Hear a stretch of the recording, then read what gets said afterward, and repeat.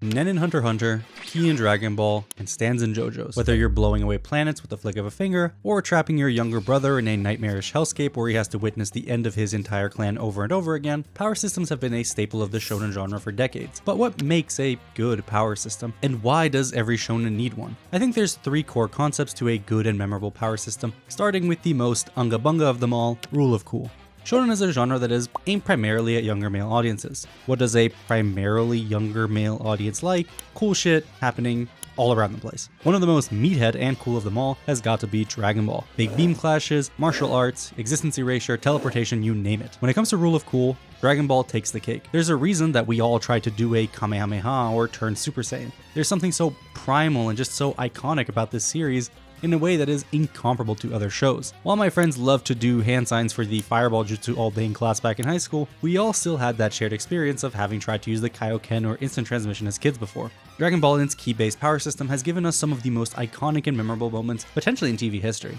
Goku and Vegeta's beam clash in the Saiyan saga, Goku's transformation on Namek, Gohan Super Saiyan 2 transformation and the father-son Kamehameha, Super Saiyan 3 with Sean Schimmel's insane performance, and of course the money printer for Dokkan Battle and pretty much any game that Bandai makes, Fusions. And yet, despite my glazing, I'm not a fan of this system on a fundamental level. The issue I have with Dragon Ball's ki being so focused on just cool shit or unga bunga is that past a certain point, techniques all sort of blend into each other. The Kamehameha isn't any different to the Final Flash or even the Big Bang Attack in effect, mainly just visuals. More importantly, with strength being directly tied to ki, even specialty attacks like the Makanko Sappo and Kienzan lose their identity as characters become stronger. The Kienzan is an attack that Nappa was in real danger of, and even the immensely more powerful Frieza opted to dodge instead of blocking. Yet, in Superhero, Cell Max takes a tiny bit of chip damage due to the chasm in strength between him and Krillin. This effectively kills the use case of these attacks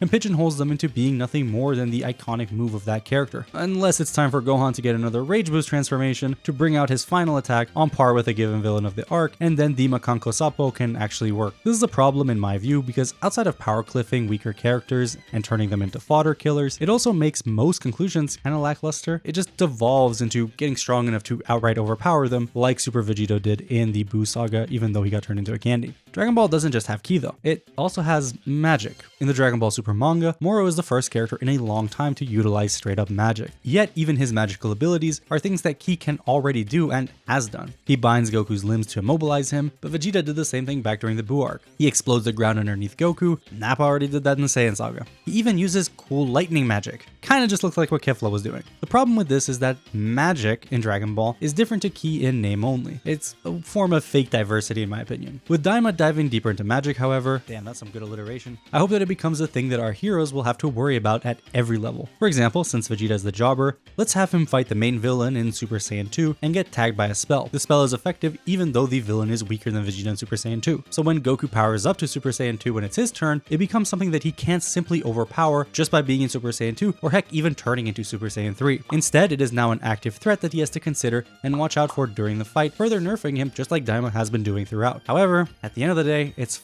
fucking Dragon Ball. I watch this shit to see Goku shake an infinite void, not a Death Note style chess match. For as much as I want to nitpick, Dragon Ball is all about surpassing your limits and constantly improving. The power system simply reflects that. While Dragon Ball's power system is heavily skewed towards the strongest, in a story like Jujutsu Kaisen or Hunter x Hunter, there is a relative balance of power that each author tries to maintain. I've talked about this at length in this video, but in Jujutsu Kaisen, Gege had a rather clear view on what he wants. Gojo and Sukuna at the top, the rest can figure it out on their own. But the fights aren't all going to be a clear one person slams the other. Location, abilities, and numbers advantage are all going to play a much bigger role instead. In Shibuya, Yuji is clearly weaker than Mahito and is only able to defeat him because of the help he gets from Nobara, Todo, and even Sukuna. Akari, for example, only wins his fight against Kashimo by outsmarting him and using the location to his advantage. In the case of Hunter x Hunter, Gon and Killua go through each major arc never being anywhere close to the strongest. They would get slaughtered by Hisoka during the Hunter exam. They would have gotten bodied in Heaven's Arena had Hisoka not stopped them without them learning Nen. And we pretty clearly saw the gap between them and the spiders in Yorknew. Despite all of this, because of how creative and well thought out Nen is, the two of them can still fight against the spiders in their own way. In order to escape Nobunaga, rather than fight within the range of his simple domain, they outsmart him. Instead of fighting the spiders head on, they create a plan that has them capture Chrollo to guarantee their safety, even if they get captured again. Even the small wins are always built upon exploiting aspects of the system that Togashi has set up. Let's jump to the Chimera Ant arc. Gon and Killua's weakness is put on full display here. Even after the two of them trained during Greed Island and the Chimera Ant arc, they're nowhere near strong enough to fight the Royal Guard. Frankly, no one really is. Togashi made sure to paint a clear pecking order and stuck to it. So instead of having the gang all grow inexplicably stronger to compete one-on-one with the ants, they all work together to create a strategy. A strategy that can only succeed because of all the legwork that Togashi has put into giving everyone a unique ability that lets each character play a part in the final battle. I think keeping in mind story balance is vitally important. Having characters win through wit and better understanding of their power makes those big moments all the more impactful. Even when Gon sacrifices his body and future to beat Pito, he pays the price. He's hospitalized and nearly dies, and even though he pulls through in the end, his journey is over.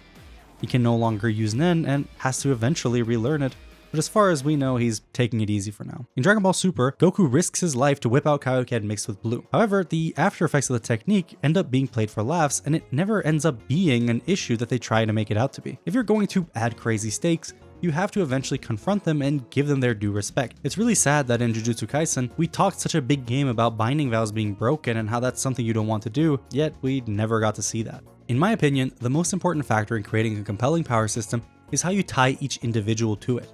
In the case of Jojo's, Araki has done a phenomenal job over the years in not only giving everyone a power mostly unique to them, but also one that is a beautiful reflection of their character. Abakio's Moody Blues is a stand that lets him replay past events, manifested from his own inability to come to terms with his past sins. Giorno is the son of the most evil villain in the series, yet Gold Experience is a stand that gives life. And my personal favorite example, Johnny Joestar. Johnny's tusk starts as nothing but a tiny little guy, look how cute he is. This small apparition is representative of both Johnny as a person at this point in the story, as well as that tiny glimmer of hope that he has in ever walking again through the use of spin. On his journey with Gyro, Johnny grows as a person. His knowledge of spin deepens, and it's only when he learns Gyro's final lesson that he completes his arc, revealing Tusk Act 4 for the first time and finally being able to stand on his own 2 feet. I love the narratives and characterizations that Araki is able to tell here, and they are in big part due to his ever-evolving and infinitely unique power system. Since this is a JJK-centered channel, I might as well shoehorn in one more for the road. In Jujutsu Kaisen, I think Gojo's Limitless and even Sukuna's Shrine are flawless techniques to give to the two of them. For Gojo, his isolation as the strongest is perfectly portrayed by an invisible and impenetrable barrier, one that is broken for the final time by the only other person in the series to understand him. Sukuna's Shrine is similar in a roundabout way. He only lives for himself. You're too weak and get caught up in his destruction, that's your problem. By extension, Malevolent Shrine destroys everything around him indiscriminately, leaving only Sukuna standing